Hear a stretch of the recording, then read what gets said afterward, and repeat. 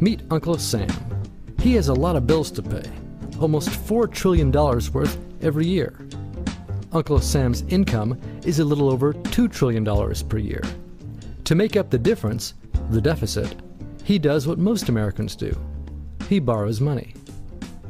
When Uncle Sam takes out a loan, he calls it a bond. Bonds can be held by banks, investors, or even foreign governments.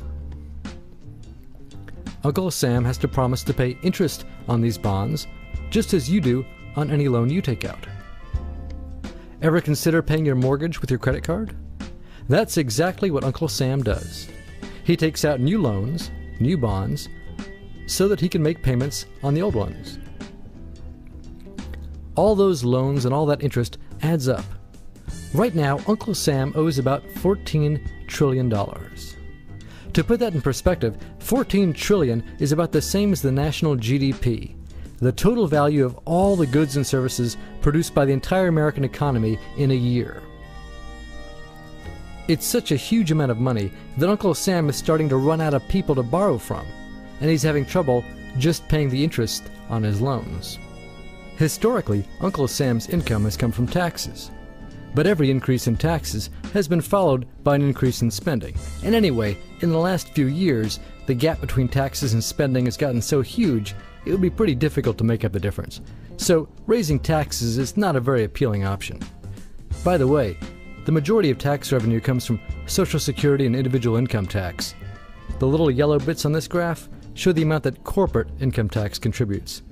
Remember that the next time Uncle Sam's friends in the business community tell you that you should pay more taxes, but that they shouldn't. Anyway, Uncle Sam has one more way to make money. Just make it. He can place a phone call to the Federal Reserve, which is our central bank, and like magic, money is created and deposited in banks all around America. The problem is that the more of something there is, the less it's worth. Same goes for the US dollar. The more dollars there are, the less each one will buy. That's why commodities like gasoline, food, and gold become more expensive when Uncle Sam does his money-making magic. The commodities aren't really worth more, your money is just worth less. That's called inflation. Remember the foreign governments that lent money to Uncle Sam? When they lent money to the American government, something interesting happened. It made the US look richer and their countries look poorer. When another country looks poor and America looks rich, $1 of our money buys a lot of their money. So they can pay their workers only a few pennies a day.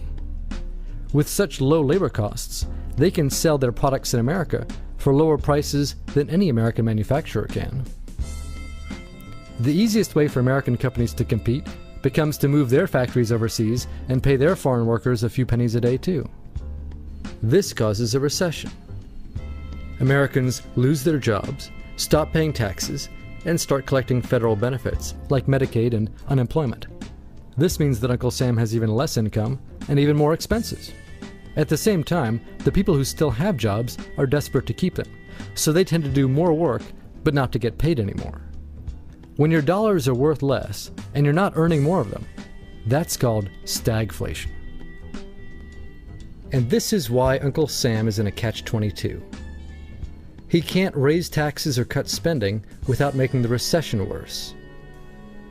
And he can't have the Federal Reserve create more money without making inflation worse. For now, he can keep borrowing money, but since he can't even pay the interest on the loans he already has, it just makes the eventual bankruptcy even worse.